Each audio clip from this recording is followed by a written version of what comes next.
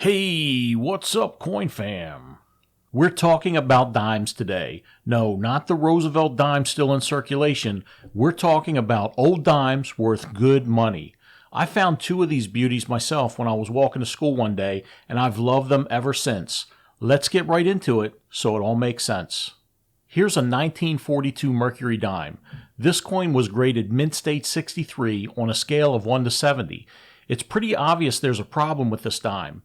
There's a huge UFO-shaped crater that blocks out all of the detail from the face of young Liberty. This is what's called a struck-through error.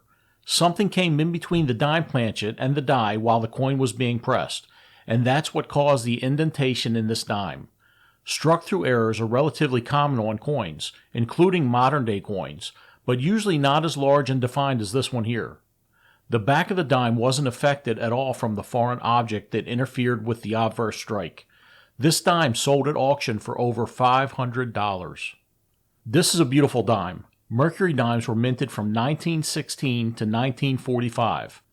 Congress approved a gold Mercury dime to celebrate the 100th anniversary of the original Mercury dime, which was 90% silver.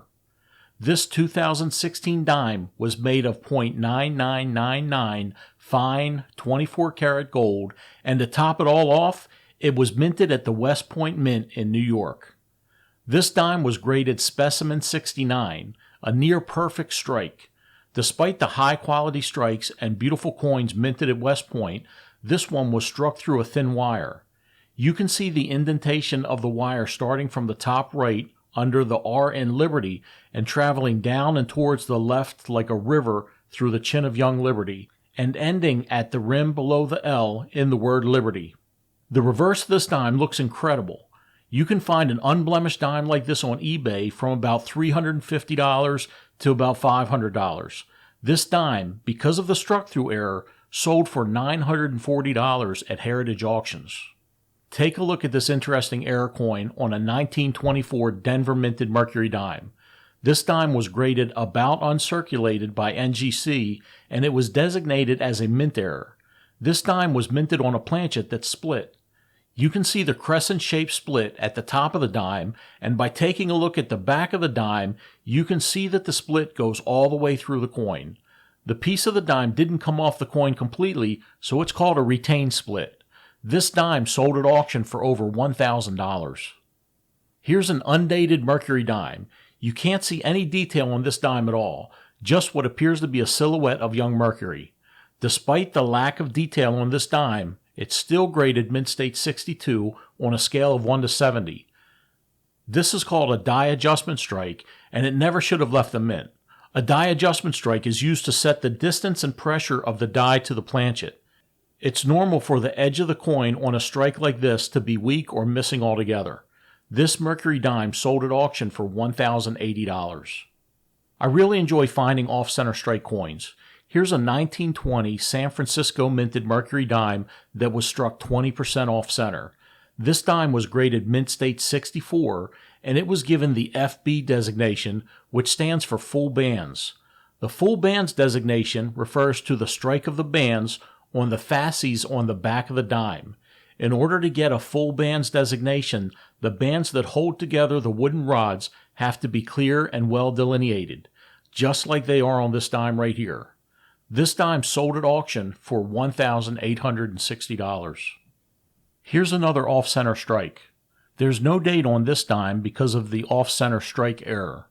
This dime was graded mint state 63, and it was the victim of two errors. The first is the off-center strike of about 40%. The second error is the mirror reverse brockage. You can see the mirror image of the reverse design on the back of the dime right here. This Mercury dime sold at auction for $2,875. Take a look at this 1945 Mercury dime error coin. This dime was graded mint state 62 and is labeled as a flip over and double struck in collar. A double struck coin is simply a coin that was struck twice. It's different than a triple struck coin that was struck 2 times more than the single struck coin, which was struck 50% less than the double struck coin. Now that you're totally confused, this coin also flipped over in between strikes. You can see this by looking at the detail on the bottom of the front of the coin right here. You can also see the complete lettering of United States of America, and on the back of the coin, you can barely make out some of the detail from the obverse die. A dime like this can bring in some extra cash for you. This Mercury dime sold at auction for $2,880. We already had a no-date 40% off-center dime so far. Here's a 1920 40% off-center Mercury dime. This dime was graded mint state 63. Off-center strikes can be in any direction, and having the date on the coin generally makes it worth more than one without the date. This off-center Mercury dime sold at auction for $2,990. Okay, it's time to take things up a level. Take a look at this 1945 Mercury dime. This dime is an example of a broad-struck error. A broad-struck coin is a coin struck outside of the boundaries of the retaining collar.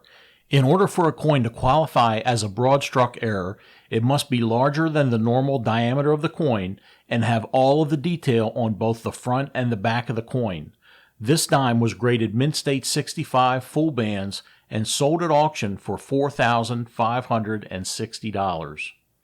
Here's an interesting looking coin. This is a Mercury dime, but there's no date on the dime. This dime was struck twice, so it's called a double struck coin, and the second strike of the coin was 25% off center. The second strike was struck over the date on this dime. You can clearly see that the top of young Mercury's head is doubled as well as the letters in Liberty. The second strike is also evident on the back of the dime. This unique coin error sold at auction for $6,037. What the hell is this? We know it's a Mercury dime, but there's no such thing as a 1942 gold Mercury dime, so what gives? This dime was minted on an Ecuadorian 5-centavo planchet. This is rare, but not as rare as you might expect. In 1942, the United States minted 5 centavos coins for Ecuador. That's no excuse for this type of mint error. Whether intentional or accidental, this golden-colored dime sold at auction for $14,375. Here's a dime that looks like a penny. This coin is listed as a 1943 penny struck on a 1943 dime. It was graded mint state 62 by NGC. When you look a little closer, you can see what happened here. You can see some of the detail from the back of the dime on the obverse of the penny. Flip it over and you can see the obverse of the Mercury dime on the back or the reverse of this wheat cent. The image of young Mercury seen here looks similar to a die adjustment strike. There's no reason to argue about whether this dime is worth 10 cents or 1 cent. It's really worth $28,750. That's what it brought in when it was sold at auction. Here's a no-date Mercury dime that was graded about uncirculated 58. There's not much detail you can see on this dime. It was struck 90% off. If you enjoyed that video, click on one of those boxes to the left. Thanks for watching.